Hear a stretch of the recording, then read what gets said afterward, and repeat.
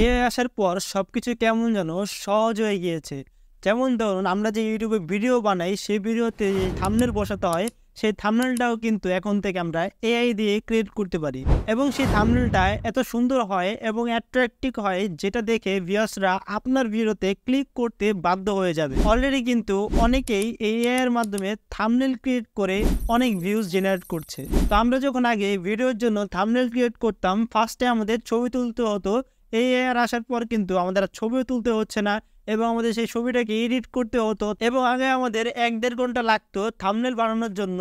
কিন্তু এআই আসার মাধ্যমে কিছু সময়ের মধ্যে আপনি একটি থাম্বনেল ক্রিয়েট করতে পারছেন, তাও সেটা খুব সুন্দর এবং অ্যাট্রাকটিভ। তো বন্ধুরা, এআই তো সবাই জানে কিন্তু এআই এর যে ব্যবহারটা সেটা কিন্তু অনেকে জানে না। তো আজকে আমি এই ভিডিওর মাধ্যমে দেখিয়ে দিব কিভাবে আপনারা খুব সহজে এই ধরনের অ্যাট্রাকটিভ থাম্বনেল ক্রিয়েট করতে পারেন, তাও এআই এর মাধ্যমে কিছুক্ষণের মধ্যেই। তো আজকের ভিডিও কিন্তু অনেক ইন্টারেস্টিং এবং ইউজফুল হতে যাচ্ছে। আশা করি ভিডিও শুরু থেকে শেষ পর্যন্ত সম্পূর্ণ মনোযোগ সহকারে দেখবেন। আসসালামু আলাইকুম, আমি আছি Yasin Ahmed and you watching now Tech By 390। ভিডিওটা শুরু করার আগে আপনি যদি আমাদের ছোট্ট পরিবারের সদস্য না হয়ে থাকেন তাহলে please subscribe this channel, hit the like button and কমেন্টের মাধ্যমে জানিয়ে দিবেন ভিডিওটি কেমন লেগেছে। So let's begin. সরাসরি ফোনের স্ক্রিনে গিয়ে এই প্রসেসটা দেখি।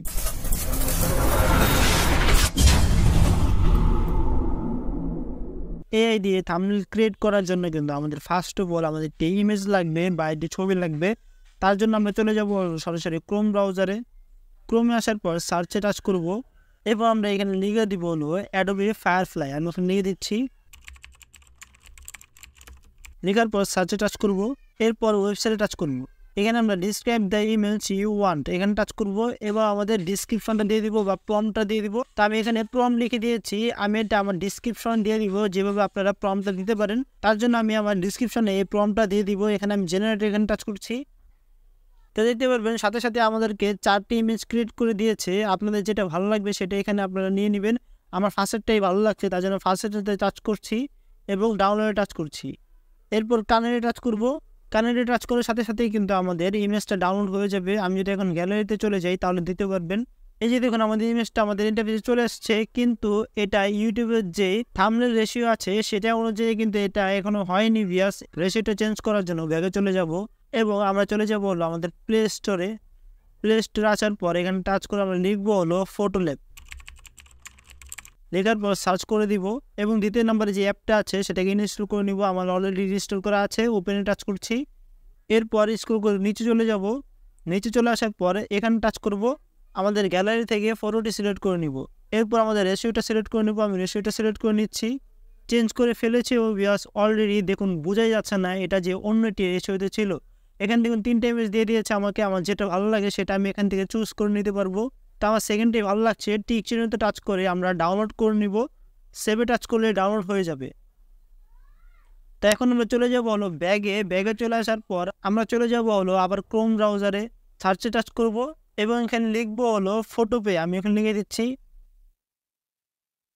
লেখার পর সার্চ করব এবং এই ওয়েবসাইটে টাচ করব, ক্রোসে টাচ করব। তাহলে দেখতে পাবেন ফটোশপের মতো সেম টু সেম একটি ওয়েবসাইট চলে আসছে বা এডিটর অ্যাপ চলে আসছে। এখানে নিউ প্রজেক্ট এখানে টাচ করব এবং ইউটিউবের যে রেশিওটা আছে সেটা এখানে সিলেক্ট করে নিব এবং ক্রিয়েট এখানে টাচ করব।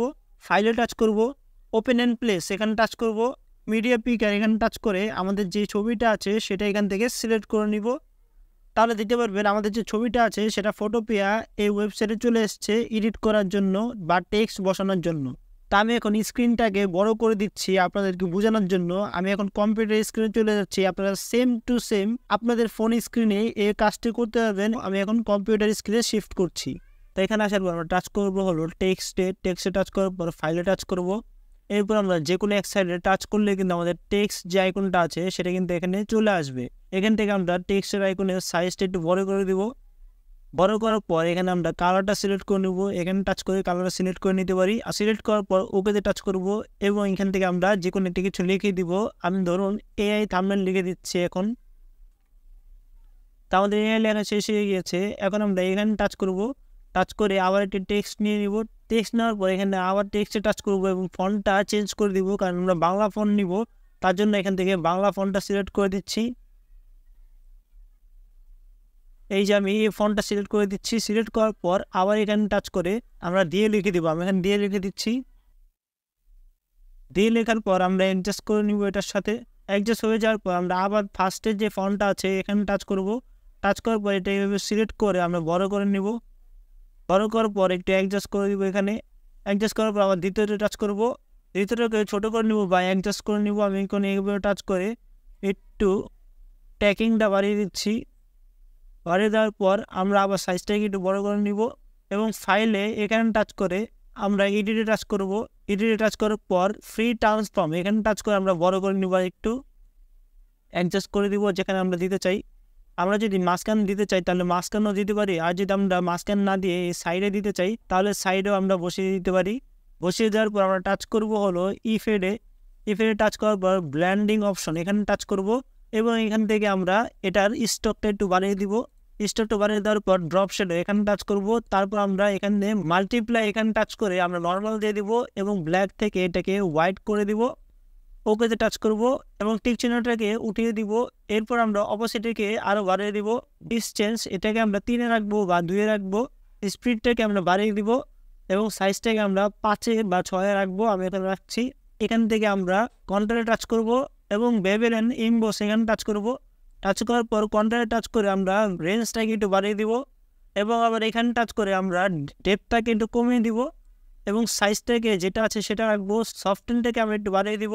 দিয়ে দেওয়ার পর ইউজ গ্লোবাল অ্যাঙ্গেল এটাকে আমরা টিক চিহ্নটাকে উঠিয়ে দিব। উঠিয়ে দেওয়ার পর আমরা একটু গ্লো ইফেক্ট দেওয়ার জন্য আউট গ্লো এখানে টাচ করব এবং কালারে টাচ করে আমরা কালারটা চেঞ্জ করে দিব। ওকেতে টাচ করে আমরা একটু অপাসিটিকে বাড়িয়ে দিব এবং সাইজটাকে বাড়িয়ে দিব। রেঞ্জটাকে একটু বাড়িয়ে দিব। ওকেতে টাচ করব। তো আমাদের এআই দিয়ে লেখাটা কিন্তু কমপ্লিট হয়ে গিয়েছে। এখন আমরা টাচ করব হলো আবার ফাইলে টাচ করব আবার একটি টেক্সট নিব। টেক্সট নেওয়ার পর আমাদের মন মতো একটি ফন্ট নিয়ে নিব। এখান থেকে থাম্বনেল লিখে দেবো। আমি এখানে লিখে দিচ্ছি। থাম্বনেল লেখার পর স্পেস দিয়ে আমরা ডিজাইন লিখে দেবো। আমি এখন ডিজাইন লিখে দিচ্ছি। লেখা শেষ হয়ে গেলে আমরা এখানে বসিয়ে দিতে পারি, আর যদি আমরা এখানে না চাই তাহলে মাঝখানেও বসিয়ে দিতে পারি। আমি মাঝখানে বসিয়ে দিচ্ছি। বসানোর পর আমরা এইভাবে সিলেক্ট করে কালারটা চেঞ্জ করে নিব। ওকেতে টাচ করব। তাহলে দিতে পারবো কালারটা চেঞ্জ হয়ে গিয়েছে। ইফেক্টে টাচ করে আবার স্টকটাকে বাড়িয়ে দিব। স্টকটা বাড়িয়ে দেওয়ার পর আমরা আগের মতো সব কিছু এখান থেকে বাড়িয়ে দিব। এরপর ওকেতে টাচ করব। তো দেখুন আমার থাম্বনেলের পুরোপুরি কাজ কিন্তু শেষ। এটা কিন্তু আমাদের ততটা ভালো লাগছে না। আমরা টেক্সটটাকে আবার এখান থেকে নিব। এডিটে টাচ করব। ফ্রি ট্রান্সফর্ম এখানে টাচ করব। এই টেক্সটটাকে আমরা সাইড থেকে আমরা মাঝখানে নিয়ে আসবো। মাঝখানে নিয়ে আসার পর একটু ছোটো করে দিব। ছোটো করার পর আমরা একটু অ্যাডজাস্ট করে নিব এটার সাথে। আমি দিয়ে বানানটার কালারটা চেঞ্জ করে দিচ্ছি এখান থেকে এবং কালারে টাচ করে আমরা গ্রিন কালার দিয়ে দিতে পারি। ওকেতে টাচ করব। তাহলে দেখতে পারবেন গ্রিন কালার এখান থেকে চলে এসেছে খুব সহজে ভিউয়ার্স। তো এখন যদি আমরা একটু ব্যাকা করতে চাই লেখাটাকে বা ফন্টটাকে, তাহলে এখান থেকে আমরা এটা সিলেক্ট করে দিব এবং এটাকে ধরে আমরা এই ফাইলে নিয়ে আসবো। নিয়ে আসার পর এখানে টাচ করবো আবার। এরপর এডিটে টাচ করব। তারপর ট্রান্সফর্ম, এরপর স্কিউ এখানে টাচ করব। তারপর আমরা এখান থেকে ধরে একটু যদি উপরে নিয়ে নিই তাহলে কিন্তু এটা একটু ব্যাকা হয়ে যাবে ভিউয়ার্স। অ্যাডজাস্ট করে দেব। তো দেখতেই পাচ্ছেন ভিউয়ার্স আমাদের কিন্তু থাম্বনেলের পুরোপুরি প্রসেসটা শেষ হয়ে গিয়েছে। এখন আমাদের মূল বিষয় হলো সেভ করা। তার জন্য এখানে ফাইলে টাচ করব এবং এক্সপোর্ট আস এখানে টাচ করব। তারপর পিএনজি এখানে টাচ করব। এরপর সেভে টাচ করলে কিন্তু আমাদের সেভ হয়ে যাবে আমাদের ফোনের ফাইলে। সেভে টাচ করছি তাহলে আমাদের সেভ হয়ে যাবে। তো এইভাবে আপনারা খুব সহজে ইউটিউবের জন্য এর মাধ্যমে কিছুক্ষণের মধ্যে একটি থাম্বনেল ক্রিয়েট করতে পারেন। তো এই ছিল আমাদের আজকের টিউটোরিয়াল। ভিডিওটি কেমন লাগলো কমেন্ট অবশ্যই প্লিজ জানিয়ে দিবেন। চ্যানেল সাবস্ক্রাইব করে দিবেন, এটি লাইক করে দিবেন।